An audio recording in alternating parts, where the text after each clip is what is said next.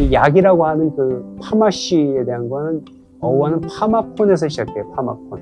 이 파마콘은 이 파마시라고 하는 것의 그 두 가지 의미가 처방, 레미디도 있지만 포이즌도 있어요.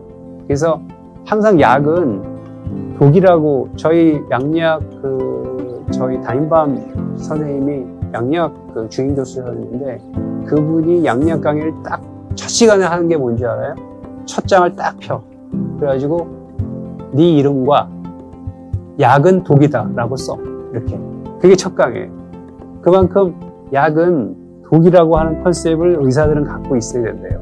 그래서 약을 제일 먼저 쓰거나 그 약을 가장 나중에 쓰는 사람이 되어서는 안 된다. 이거 굉장히 의미 있는 말이에요. 제가 지금도 스마트폰에다가 제가 이걸 기록해 놨는데 이런 약을 가장 먼저 쓴다는 용기를 갖고 있는 것도 중요하지만 이건 제대로 스터디가 끝나지 않고 쓰는 거잖아요. 굉장히 위험한 거죠. 그리고 약을 가장 그 나중에 쓰는 사람들은 그 약에 의해서 부작용으로 사고가 나는 거잖아요. 그렇죠? 그래서 약이라고 하는 건 이제 그런 거거든요. 그래서 이제는 그런 약으로다가 만성질환, 그러니까 만성질환은 약으로 치료하겠지. 근데 만성질환이 안 생겼을 때도 약으로 하느냐? 그건 약이 아니라는 거죠. 그래서 어떤 이 약물 치료 중심에서 비약물 치료의 중심으로의 변화가 이루어져야 된다. 그래서 이제 시작한 게 저는 모든 병의 근원은 있던 영양의 불균형. 면역만 해도 면역이 좋다 나쁘다라고 말할 수가 없잖아요. 면역의 균형이 있다라고 해야지 건강한 거잖아요. 그래서 이 영양의 밸런스가 되게 중요한데 현대인의 그 만성 질환은 물론 유전자가 차지하는 게 몇 퍼센트일 것 같아요. 물론 그런 만성병의 유전자의 측면이 있어요. 근데 그 유전자만 역할을 하는 건 한 20% 정도라고 해요. 나머지 80%는 환경 요인들이라고 하거든요. 그래서 이러한 그 만성 질환의 대표적인 이런 원인은 바로 이런 그 밸런스가 깨진 거에 있다. 그래서 이 밸런스가 깨진 거의 그 현대인의 원인, 비만의 원인도 마찬가지겠지만 옛날에는 자연적인 음식, 자연 재배해서 먹었던 것을 먹었다고 하면 지금은 다 재배를 해서 먹는 이런 것들이 이제 시작이 된다는 거예요. 이게 뭐 문명의 발달 때문에 그런 거죠. 그래서 옛날에 시금치 한 단과 지금의 시금치 한 단, 옛날의 무 한 뿌리와 지금의 무 한 뿌리의 영양 구조는 너무 다르다는 거예요. 환경적으로. 그리고 옛날에 자연에서 그 띠도는 토종닭을 잡아먹는 거와 양계닭하고의 영양 성분은 엄청나게 차이가 있다는 거죠. 그런 차이서부터 이제 저희가 시작이 되고 그런 것부터 이제 그 불행의 시작이 된다는 거죠. 그래서 예를 들면은 제가 항상 예를 드는 거지만 인간의 불행은 사과서부터 시작됐다라고 저는 항상 예를 이제 기과대학 강의할 때도 하는데 첫 번째 원죄설도 우리 아담이 그 이브의 유혹에 빠지지 않아서 사과만 안 먹었으면 우리가 이렇게 원죄를 졌지도 않았을 거고 두 번째는 그 다음에 이제 사과가 있었을 때 우리를 그거를 사과라고 하는 건 사과의 영양 성분이 쭉 비타민 C 많고 뭐 쭉 있는 거는 껍질들이 다 먹었을 때의 성분이거든요. 근데 요새 농약이나 이런 것 때문에 껍질을 먹을 수가 있어요. 대부분 껍질을 벗겨서 먹어야 되지. 그럼 모든 영양소는 다 깎아 먹고 거기에 있는 과당과 조금의 섬유질, 물, 그리고 뭐 조금 뭐 다른 성분들 그것밖에 더 먹어요. 그러니까 껍질만 먹으면 사과 하나 먹을 거를 알맹이만 싹 먹으니까 사과를 2개 먹을 수 있으니까 과잉 칼로리. 그래서 이런 칼로리의 어떤 밸런스의 문제가 또 오는 거고.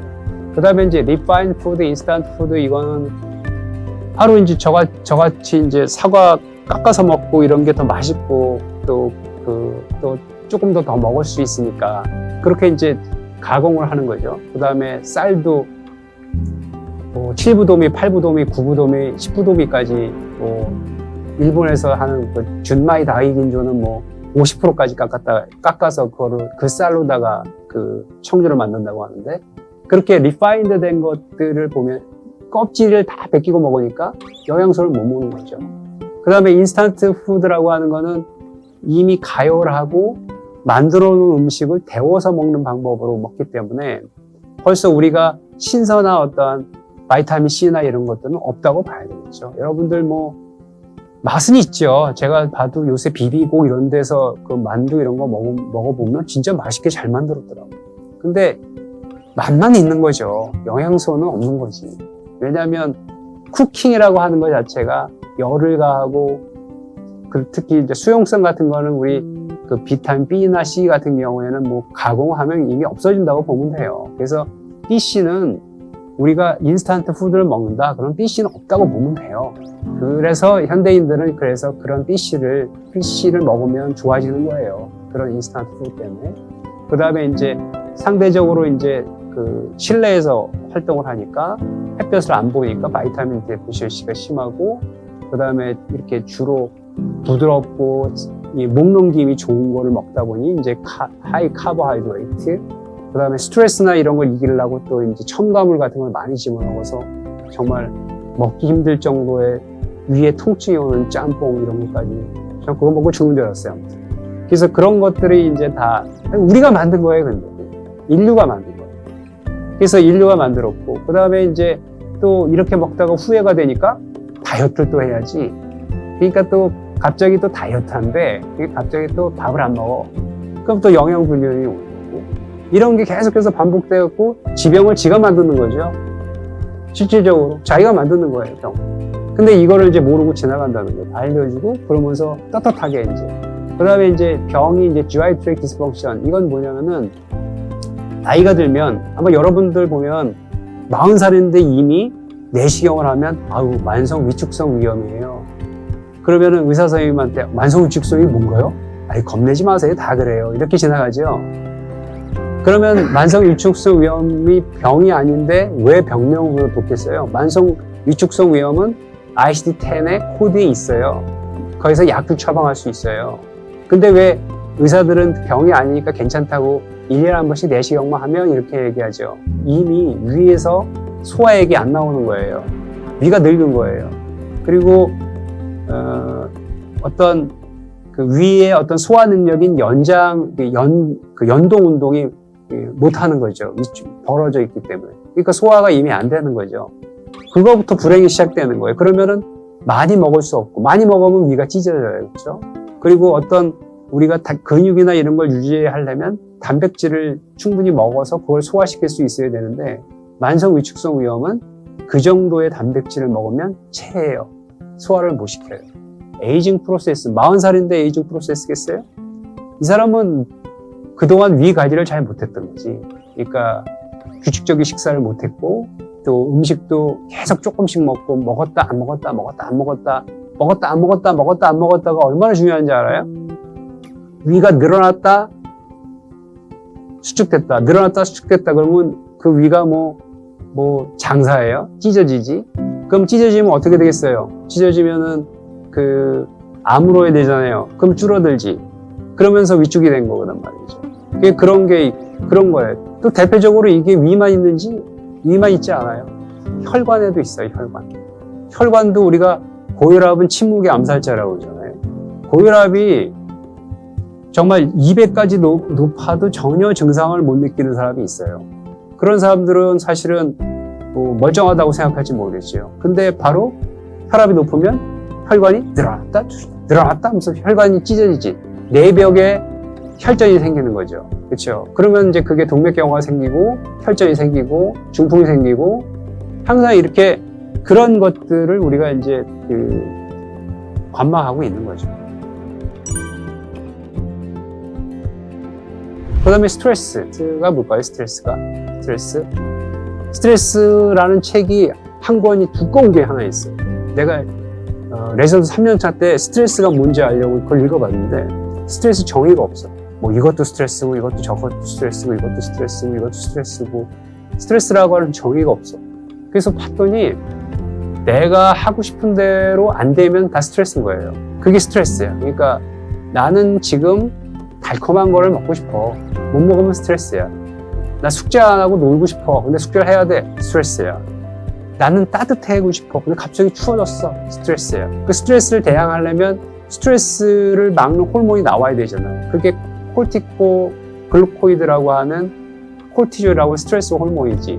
근데 그 호르몬은 특이하게 에너지를 주로 당을 갖고 쓴다. 그게 일명 콜티코스테로이드잖아요. 그렇죠? 그러니까 당만 갖고 에너지를 쓰기 때문에 호르몬도 바뀌어. 그래서 인슐린을 많이 분비하게 되고 또 당을 많이 쓰면서 당의 대사에 도움이 되기 때문에 그 당에 도움이 되는 비타민 B라든가 비타민 C라든가 이런 컨섬션, 소비량이 굉장히 증가하게 되는 거죠. 그렇기 때문에 이 스트레스를 받는 사람은 소비하는 비타민과 음식하고 이게 달라져요. 그러면서 영양의 불균형이 오는 거죠. 그래서 이런 것들도 있고, 뭐 드럭은 여러분들 짐작하겠지만, 그 다음에 병에 따라서도 또 영양소의 어떤 필요량이 또 많은 병이 있고, 대표적인 당뇨병, 그 다음에 갑상선 기능 함진증, 캔서, 이건 다 뉴트리션에 관련한 병이라고 알려져 있잖아요, 이미. 그리고 이제 이러한 열이 났을 때 임신, 락테이션, 트라우마, 이런 쪽에 이제 리콰이먼트가 증가한. 그러니까 이런 상태가 한마디로 얘기하면 적응을 하는데 우리가 적응하면서 우리 몸의 어떤 밸런스가 깨지는 원인이 되기 때문에 그래서 저는 이걸 영양치료를 택한 거죠. 그래서 이제 영양으로다가 이걸 치료하자. 영양소로 치료하자. 그래서 그 영양소로 치료하자는 컨셉이 이제 뉴트리션으로 치료를 하자. 그래서 뉴트라세우티칼이라는 말이 이제 나온 거예요. 그러니까 파마세우티칼 플러스 뉴트리언트. 그래서 영양치료 모델은 아까 원인이 쭉 제가 이렇게 설명했잖아요. 어떤 음식이나 이런 영양소 섭취의 문제 때문에 이제 이런 식품의 다양성, 가공 음식, 유기농 이런 것들의 어떤 사업이 있어야 된다고 생각이 되고, 소화, 아까 제가 만성 위축성 위염을 대표적으로 예를 들었지만 이런 소화에도 문제, 만성 위축성 위염도 있지만 저는 이 소화작용도 굉장히 중요하다고 생각하고, 현대인들이 이 소화액을 왜 먹어야 될까를 생각해 봤는데 그것도 스트레스 때문에 스트레스. 그러니까 우리가 소화 요소는 이제 침, 그리고 위, 그리고 췌장에서 음식의 소화가 다 발리게 되거든요. 근데 여기서부터 이제 구강에서 이제 나이가 들면 침이 안 나와서도 문제고, 젊은 사람들은 구강에 있을 틈을 안 주고 빨리 먹어서 문제고, 그 다음에 어떤 사람들은 면이나 이런 걸 좋아하니까 면발 같은 경우는 이제 면치기라고 그러죠. 면치기 쭉 빨아들이냐. 그게 침이 발리겠어요? 아밀라제가 안 발리니까 위에서는 아밀라제가 안 나오잖아요. 그렇죠? 췌장에서 나와줘야 돼. 그러니까 췌장의 부하가 되게 심해지는 거지. 그러면 췌장이 빨리 늙어요. 많이 쓰면 빨리 늙어요. 그러니까 췌장이 빨리 늙는 거죠. 그래서 이 젊은 사람들 중에서 탄수화물 많이 먹고 이렇게 면 좋아하고 수제비 좋아하고 이런 사람들은 췌장이 굉장히 빨리 늙어 있더라고. 효소라는 치료를 왜 해야 될까라는 생각을 많이 해본 적이 있었는데, 그 사람의 식사요법 이런 것들 자체가 이제 문제가 있기 때문에 이 세상에서 가장 무식한 사람이 많이 먹고 소화제 먹는 사람이라고 저 비만할 때 그랬어. 가장 무식한 사람, 체에서 왔어. 그러면 약 달래. 그럼 무슨 약이냐고, 안 먹으면 되지. 특히 살찐 사람들한테는 내가 맨날 비아냥거렸거든요. 근데 그 사람이 살찐 원인이 체에서. 우리가 이제 비만의 원인이 이제 디스바이오시스, 그 다음에 살찌는 세균 이런 얘기 하잖아요. 근데 그 살찌는 세균이 그 사람이 그럼 세균을 먹었겠어? 먹은 사람도 있겠지. 모르고. 근데 배탈 나갖고 이미 지나갔겠지. 근데 왜 유해균하고 유익균하고의 밸런스가 바뀌었냐? 유해균이 좋아하는 음식이 장으로 넘어왔기 때문에 그렇죠. 유해균이 좋아하는 음식은 대부분 소화가 덜 된 음식인 거지. 어떻게 보면 우리가 디스바이오시스를 치료할 때 유산균을 주는 것보다 유산균 만나 주면 뭐해? 그거 여러분 아시겠지만 유산균 죽으면 그 생존 확률이 0.1%밖에 안 된다며, 장까지 들어가서. 특히 14일까지 생존 확률은 0.0001%래며. 그러니까 매일 먹어야 된다며. 그 사람의 소화가 잘 되게 해서 소화가 잘 된 음식이 들어가서 소화가 잘 된 음식을 소화하는 유산균들은 다 유익균들이에요. 그럼 그 유익균이 많아지면 그 해바라기균들이 유익균으로 바뀌는 거고.